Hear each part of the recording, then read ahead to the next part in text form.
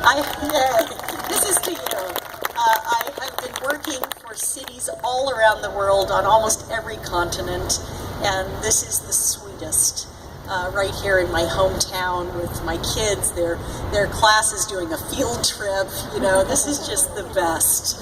So thank you all for coming. Thank you, Lisa. Thank you to the Greenway, Conservancy, to the city, to MassDOT, to this incredible team that has worked together. Shamit, Mar, Arab Engineering, Autodesk did the computer science work that made the modeling of this possible. When you look up, every single element, one little piece of twine between two knots, if it moves, every other element is affected.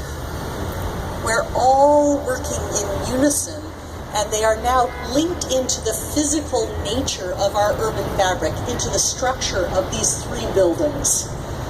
Without all of these people, all of these organizations and institutions saying yes, it could not be possible.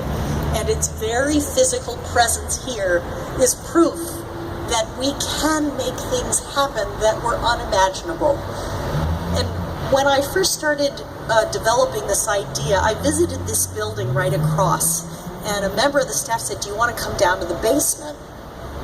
And I said, "Why?" He said, "You can see the original granite blocks that were the seawall when John Adams had his office here. So where we're standing was water." And it got me to thinking about how Boston has had this incredible ability to reimagine itself and completely transform its environment. And if you fast forward to the 1950s, when a line was drawn and an elevated highway was put through, that was also an incredible reimagining. They were proud.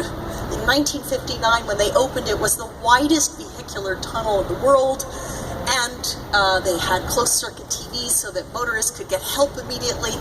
But as Secretary has shared recently, you know, the efforts that went into our values changed. We wanted to reclaim this space from the automobile and bring it back to the people. And here we are in this verdant, flowering greenway underneath public art. It's very exciting to be here.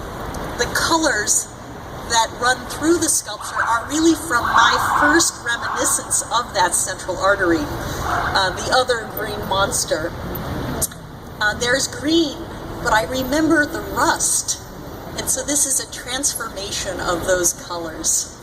And the stripes that you see running through it, for me, are like recalling the energy of that movement that was here. And I think part of our strength is in remembering our past, but looking forward, looking up, and working together. And if we can reimagine what structures the scale of buildings can be, rather than hard-edged, they can be soft and billowing, yet able to withstand 105 mile per hour winds and 100,000 pounds of wind force on this building, 80,000 pounds of wind force here, and 50,000 here. Then we can rethink, we can reimagine, and we can make it happen. The title of this work, As If It Were Already Here, is about our ability to reimagine. Thank you.